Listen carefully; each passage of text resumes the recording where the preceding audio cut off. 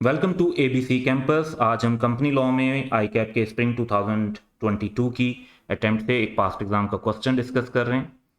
तो क्वेश्चन ये है कि under the provisions of the companies act 2017 number 1 identify when a business is mandatorily required to be registered as a company, के जब एक business को लाजमी तौर पर कंपनी के तौर पर रजिस्टर्ड होना पड़ता है। 2 मार्क्स। और फिर है सिंपली लिस्ट डाउन करनी है 3 एक्सेप्शंस टू द अबव। तो इसकी 4 एक्सेप्शन लॉ में मेंशन है, हम इस आंसर में चारों मेंशन कर देंगे, लेकिन अगर आप कोई सी 3 भी एग्जाम में लिख देते हैं तो आपको पूरे मार्क्स मिल जाएंगे।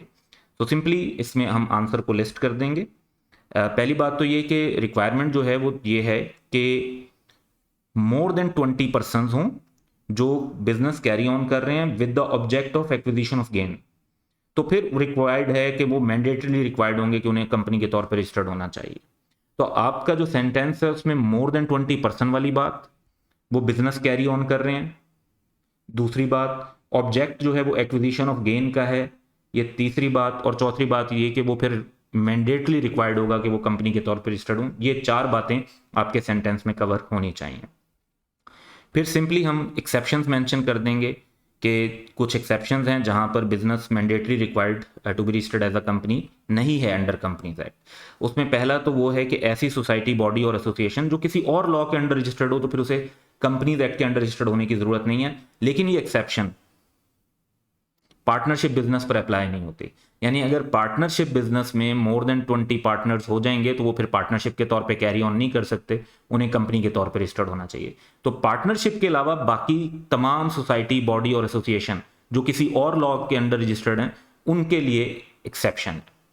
फिर एक एक्सेप्शन है joint family carrying on joint family business, या पार्टनरशिप ऑफ 2 और मोर ज्वाइंट फैमिलीज जहां पर total number of such families जो है माइनर्स को निकालकर 20 से एक्सीड नहीं करता। अब माइनर्स को इंक्लूड करके 20 से एक्सीड भी कर रहा है तो वो फिर उन्हें ज़रूरत नहीं होगी रजिस्टर्ड होने की।